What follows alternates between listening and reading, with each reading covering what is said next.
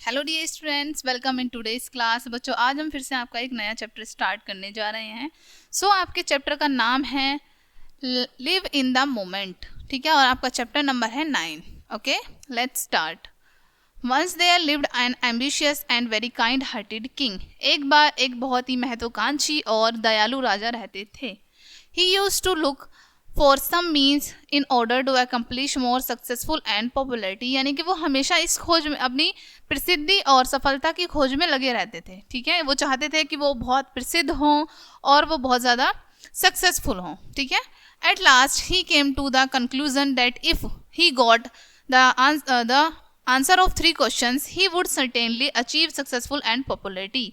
और अंत में उन्होंने एक निश्चय निकाला कि यदि वो 3 क्वेश्चंस के, यानी कि 3 प्रश्न के उत्तर पा लेंगे तो वो निश्चय ही रूप से सब कुछ, यानी सफलता और पॉपुलैरिटी, प्रसिद्धि प्राप्त कर लेंगे।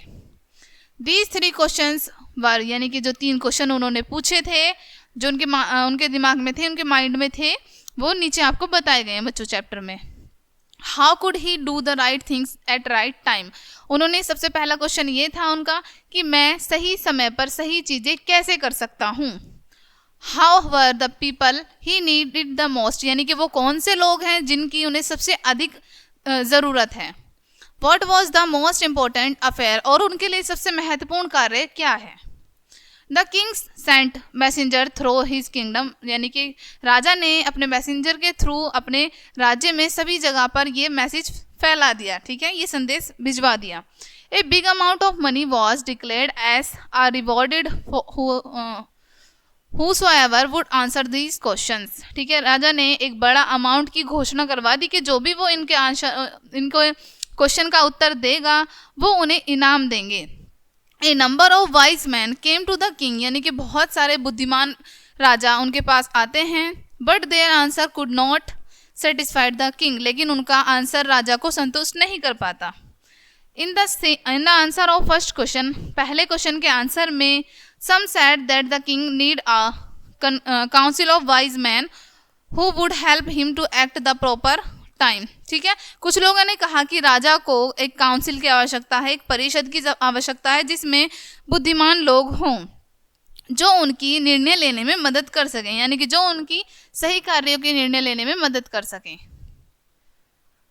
While some others said that there were some things which could be urgent। वहीं पर कुछ लोगों ने ऐसा कहा कि ऐसे लोग होने चाहिए, ऐसे कार्य होना चाहिए जो बहुत अर्जेंट हो। These things could not wait for the decision of the co-hermit in order to decide the right time for doing something। यानी कि ये चीज़ें किसी भी व्यक्ति के लिए वेट नहीं कर सकती, प्रतीक्षा नहीं कर सकती, इसलिए जो भी हमें डिसीजन लेना है वो सही समय पर और सही चीज़ों के लिए लेना है। It is essential to look into future, यानी कि बहुत आवश्यक है कि हम फ्यूचर को देख के, भविष्य को देख के अपना निर्णय लें। And only magicians could do that, और केवल जो जादूगर होते हैं वो ही ऐसा कर सकते हैं। Therefore the king should look for example some expert magicians. ठीक है, इसीलिए राजा को कुछ एक्सपर्ट मैजिशियंस रखने चाहिए। ठीक है, टू सेकंड क्वेश्चन, दूसरे क्वेश्चन का जो उनका दूसरा क्वेश्चन था, some said that the counselors played a significant role to make a king successful and popular। ठीक है, कुछ लोगों ने उनमें से कहा कि काउंसलर जो है एक रोल प्ले करती है, ठीक है, जो कि राजा को सक्सेसफुल बनाती है और प्रसिद्ध बनाती है। ठीक है, जो काउंसिल होती है जिनकी सलाह लेकर राजा कार्य करता है। ठीक है, some recommended the priest, some for doctor and yet others said this soldiers were most necessary. ठीक है, वहीं पर कुछ लोगों ने पुजारी को बताया, कुछ लोगों ने डॉक्टर को रिकमेंड किया और कुछ लोगों ने सोल्जर्स को, यानी कि सैनिकों को आवश्यक बताया।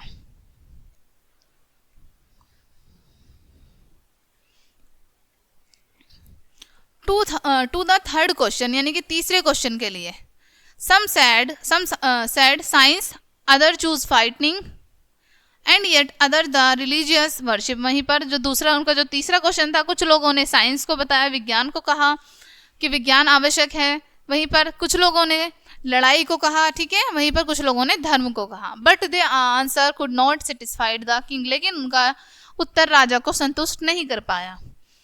सो ही गेव नो रिवॉर्डेड, इसलिए उन्हें किसी को भी इनाम नहीं दिया गया. Finally he decided to seek the advice of certain hermit. ठीक है, उन्होंने निश्चय किया कि वो एक हर्मिट के पास जाएंगे. ठीक है, हर्मिट यानी कि साधु के पास जाएंगे. Okay, who was regarded as the wisest man, जिसको बहुत बुद्धिमान व्यक्ति माना जाता है. But the hermit who lived in a hut did not like to meet the rich people, लेकिन जो साधु हैं एक झोपड़ी में रहते हैं और उन्हें अमीर लोगों से मिलना बिल्कुल पसंद नहीं है. He only meet poor and simple person, उन्हें गरीब और साधारण व्यक्तियों से मिलना पसंद है या फिर वो उन्हीं लोगों से मिलते हैं. So the king put an ordinary clothes, इसलिए राजा ने बहुत साधारण कपड़े पहने. Before he reach the hermit हट, यानी कि जैसे हर्मिट की हट पर पहुंचने से पहले, यानी कि साधु की झोपड़ी पर पहुंचने से पहले, the king left his horse with bodyguard and went alone to meet him. राजा अपने बॉडीगार्ड यानी कि अपने सैनिक को छोड़कर, अपने अंगरक्षक को छोड़कर अकेले चले जाते हैं.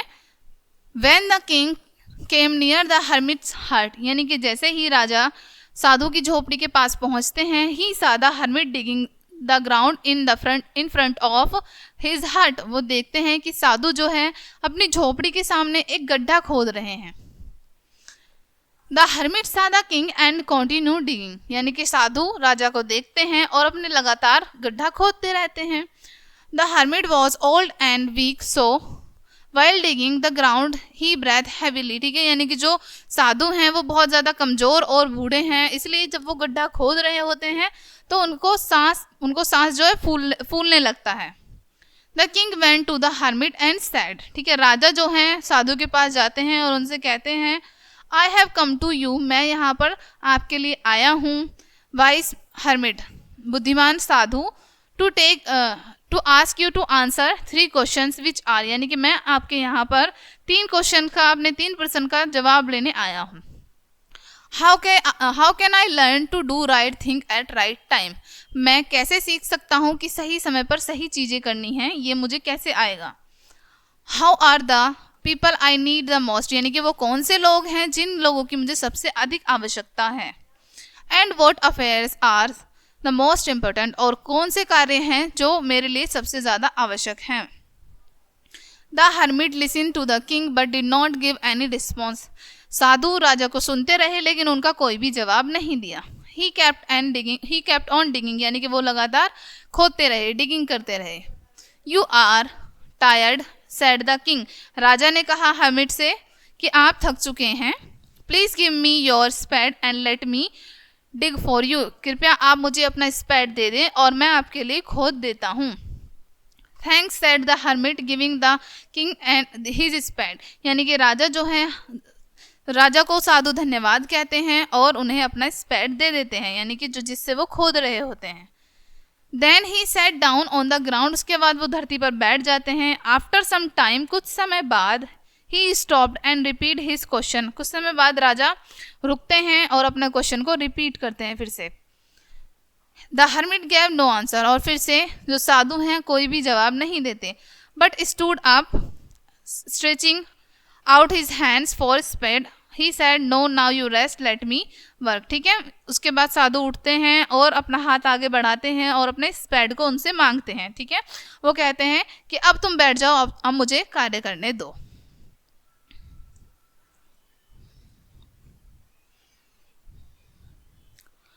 The king sad I don't need rest but rather I want answer, वो कहते हैं कि मुझे रेस्ट की नीड नहीं है, आराम की ज़रूरत नहीं है, लेकिन मुझे मेरे आंसर चाहिए.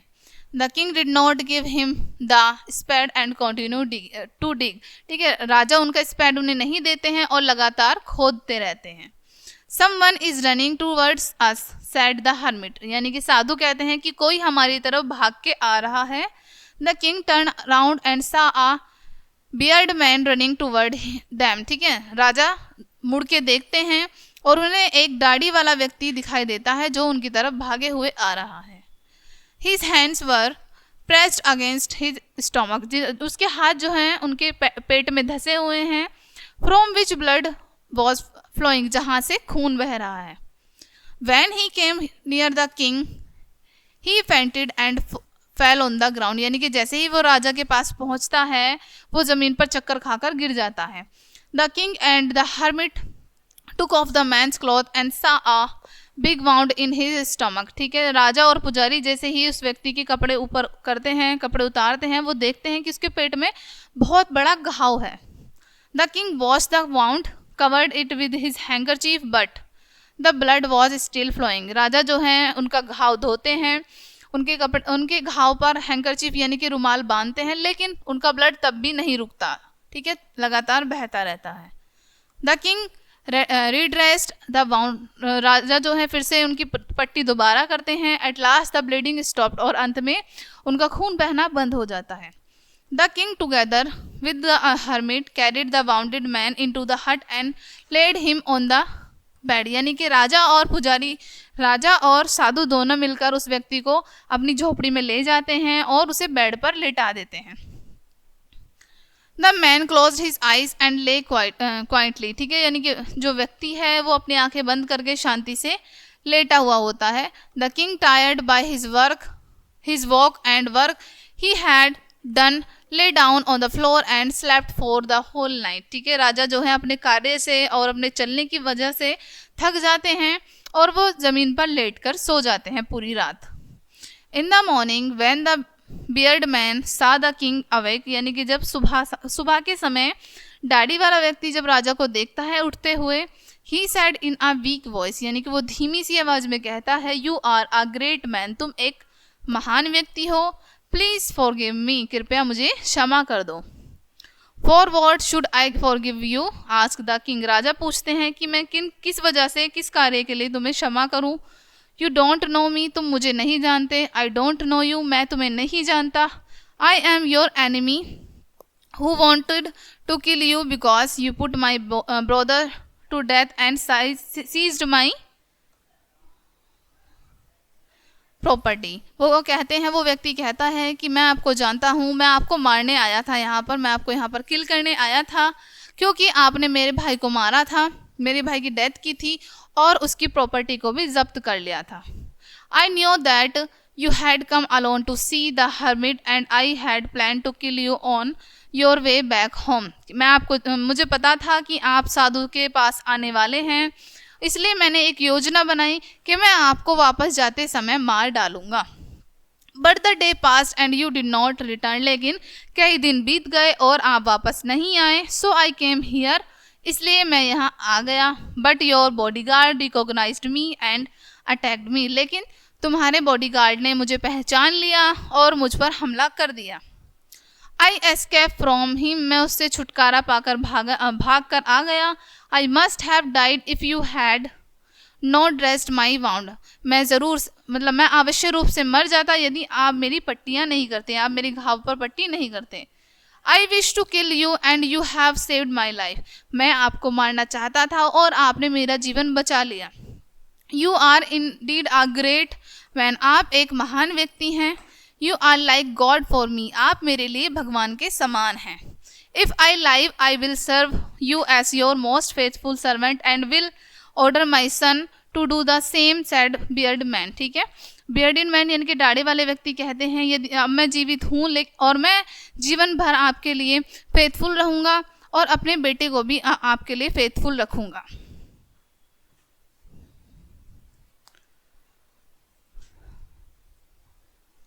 The king was very happy to have made peace with his enemy so easily, राजा बहुत खुश होता है कि उनके दुश्मन के साथ उन्होंने बहुत शांति से रिश्ता बना लिया। And to have won him over as a friend, और उसे एक दोस्त के रूप में जीत लिया। He did not only forgive him but also promised to give him back property, उन्होंने ना सिर्फ उन्हें माफ़ किया बल्कि उनसे उनकी सारी प्रॉपर्टी को उन्हें वापस लौटाने का भी वादा किया। Soon the bearded man wound heal up, जल्दी ही जो दाढ़ी वाले व्यक्ति के घाव भर जाते हैं। Before leaving the king went the hermit and requested once more to get answer his question. ठीक है, जाने से पहले राजा एक बार फिर से साधु से प्रार्थना करते हैं कि वो उनके क्वेश्चन का आंसर उन्हें दे दें। The hermit was on his knees sowing seed in the soil and that had been dug a day before. ठीक है, राजा साधु जो हैं अपने घुटनों पर बैठकर उस गड्ढे में बीज बो रहे थे जो उन्होंने खोदा था। The king said for the last time, राजा एक बार फिर से कहते हैं, अंतिम बार फिर से कहते हैं, I beg you to answer my question wise man, मैं आपसे भीख मांगता हूँ बुद्धिमान व्यक्ति, मेरे प्रश्न का उत्तर दे दें। The hermit still bending down to the ground and looking up at the king as he stood before him. ठीक है, यानी कि हर्मिट जो हैं, साधु जो हैं, लगातार अपने कार्य कर रहे होते हैं घुटनों पर बैठकर। ठीक है, और वो खड़े हुए राजा को जो उनके पास खड़े थे उन्हें देखते हैं और कहते हैं, you have already been answered, वो कहते हैं कि तुम्हें पहले ही तुम्हारे क्वेश्चंस का आंसर मिल चुका है। How have I been answered said the king, राजा कहते हैं कि मुझे कैसे आंसर मिल चुका है। द हर्मिट रिप्लाइड, साधु उन्हें जवाब देते हैं, if you had not pitied my weakness yesterday and I had not dug for me you would have left for the place। ठीक है, हर्मिट उनसे कहते हैं, यानी कि साधु उनका जवाब देते हैं कि यदि तुम्हें मुझ पर मेरी कमजोरी पर दया नहीं आती कल और तुम मेरे लिए गड्ढा खोदने के लिए नहीं रुकते, तुम यह स्थान छोड़कर चले जाते। वन वे, रास्ते में, on the man would have attacked you which might have resulted in your death, रास्ते में ये व्यक्ति तुम पर हमला कर देता और जिसका परिणाम होता तुम्हारी मृत्यु।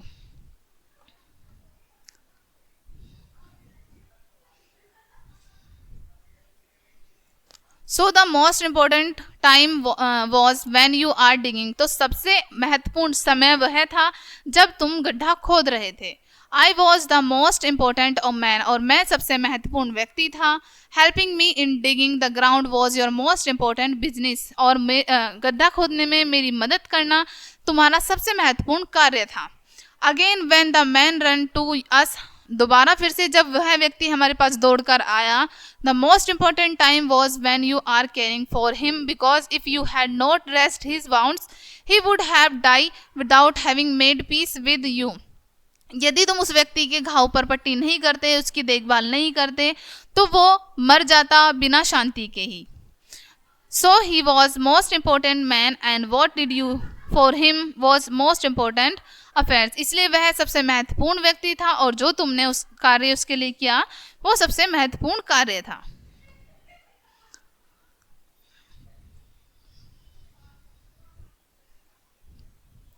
Always keep in mind that there is only one time that is the most important and that is present moment। ठीक है, यहाँ पर बच्चों आपको बताया गया है कि हमेशा अपने मस्तिष्क में रखें कि जिस क्षण आप यानी कि वर्तमान में जो क्षण है वह आपका सबसे इम्पोर्टेंट टाइम होता है।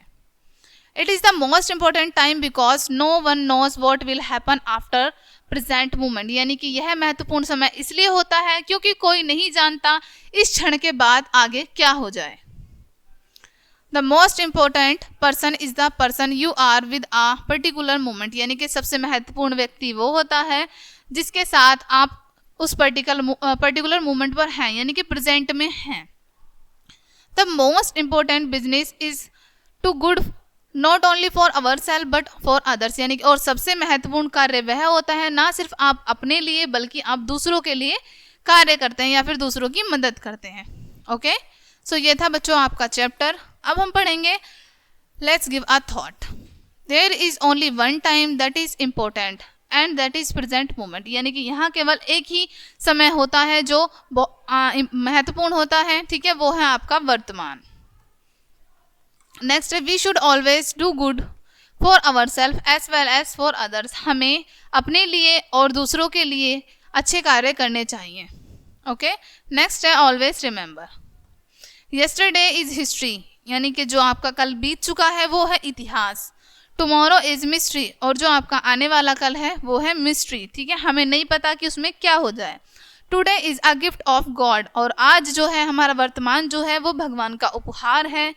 Which is why we call it is the present, इसलिए हम उसे प्रेजेंट यानी कि वर्तमान कहते हैं। सेड बिल केन ने कहा है ये। नेक्स्ट है the most important person is the person with whom we are particular moment, यानी कि सबसे जो महत्वपूर्ण व्यक्ति होता है हमारे लिए जिस एक पर्टिकुलर मोमेंट पर, यानी कि जिस समय हम वर्तमान के क्षण जी रहे हैं, जिसके साथ हमें रहना पसंद है, वह व्यक्ति हमारे लिए सबसे ज़्यादा इम्पोर्टेंट होता है। सो बच्चों, ये थी आपकी आज की क्लास, ये था आपका चैप्टर। आई होप ये चैप्टर पढ़ने में आपको काफ़ी इंटरेस्ट आया होगा, इस स्टोरी से आपने नई नई चीज़ें सीखी। मिलते हैं नेक्स्ट वीडियो में, इस वीडियो को अच्छे से पढ़िएगा। तब तक के लिए बाय, और वीडियो देखने के लिए आपका बहुत बहुत शुक्रिया।